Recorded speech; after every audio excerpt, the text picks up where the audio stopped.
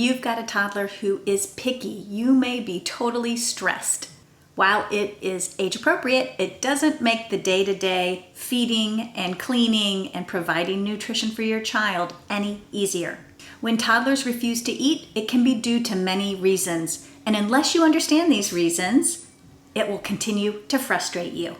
When you better understand why your toddler is refusing to eat, you will have more success in dealing with it and setting your toddler up for success. Because believe it or not, toddlers don't not eat just to upset their parents. There's usually something going on. In this video, I am sharing the most common reasons why toddlers refuse to eat, and I'm going to give you some tips at the end to help you deal with this, to navigate it with success. So make sure you watch this video to the very end. Okay, the first reason why a toddler might refuse to eat is that their growth slows down. In infancy, growth is at an all-time high.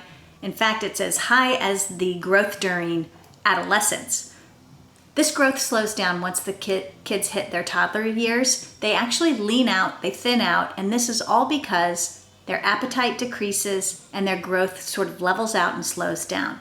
The rule of thumb is that appetite always follows growth. So when children are in a growth spurt, like they are during infancy and adolescence, their appetite is going to be up, they're going to eat more.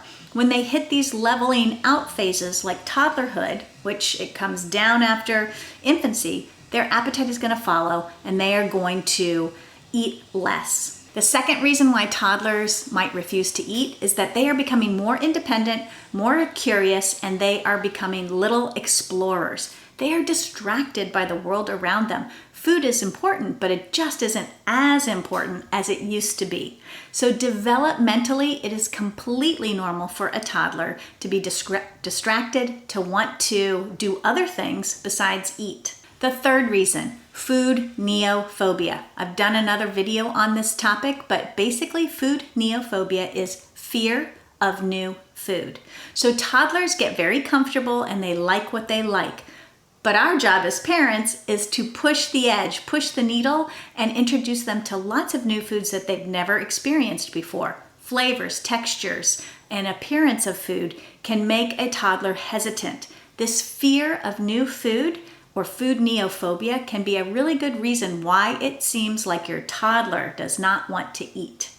The fourth reason, food parenting. So this is your interaction with your toddler around feeding them and their eating. And when it gets to be too much, so for example, when parents put too much pressure on their toddler to try something new, to take another bite, to clean their plate, toddlers can really push back and refuse to eat. So if your toddler is refusing to eat, take a look at your parenting interactions. And if you want to learn more about that, you can go to my website, thenourishedchild.com, and I have a slew of articles on food parenting. The last most common reason why toddlers refuse to eat is that they are ill. They're sick. They might have an ear infection. They might have a cold. And almost every toddler who is under the weather will refuse to eat or really taper off in their eating.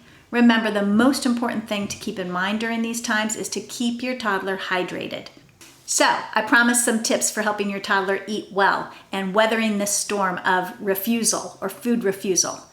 So, my first tip is to just stay on a rhythm and a routine with meals and snacks. So, toddlers need about 3 meals and about 3 snacking sessions a day. And if you can keep those times pretty tight, pretty predictable, you will allow your toddler to have 6 opportunities to eat throughout the day, which should do well at covering their nutritional needs. The second tip, remove all distractions at meal times. Remember what I said about independence and curiosity with the developmental stage of the toddler? Well, if we have distractions at the table, they are going to engage more with those distractions like TV, iPads, and books and toys. They're going to engage with those more than they are with the food. So for the times at meals and at snacks, try to keep those eating sessions distraction-free. 3, use the division of responsibility. Ellen Satter, who's a dietitian and a social worker, coined this term. It basically means that parents have a job and children have a job. The parent's job is to decide what is for meals and snacks, where those meals and snacks are happening, and what time they're happening. That's all a parent has to worry about. The child's job is to decide whether they are going to eat from what you've offered them and how much they're going to eat. And we want to keep this division very clear, that the parent has their job and the child or the toddler has their jobs. This is good, positive feeding, and it helps children develop a healthy relationship with food. The fourth tip, make sure you are regularly exposing your toddler to new foods. Remember, toddlers will not go and pick out broccolini from the grocery store unless they are curious and they want to touch it. But generally, toddlers follow the lead of their parents. And as parents, our responsibility is to make sure we are introducing a wide variety of foods to our young toddlers, from different flavors, different cuisines, different textures, different preparation methods. There's a lot of ways that you can a lot of foods out that you can offer, but a lot of ways you can modify foods that you've already offered to build that diversity in their diet. The fifth tip, use the love with limits feeding style, otherwise known as diplomatic feeding style. Again, this feeds into what I've just told you with structure. Having a structure, having boundaries around food. Boundaries are the no's that we say to our kids. You might say, no, we're not having another cupcake. That's a boundary.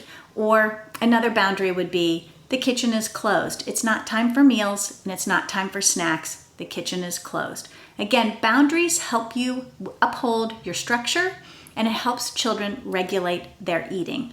The last tip is know when eating is a problem and know when to call the doctor. So a lot of times children might have a bad day of eating, but then they get back to their regular eating patterns the next day.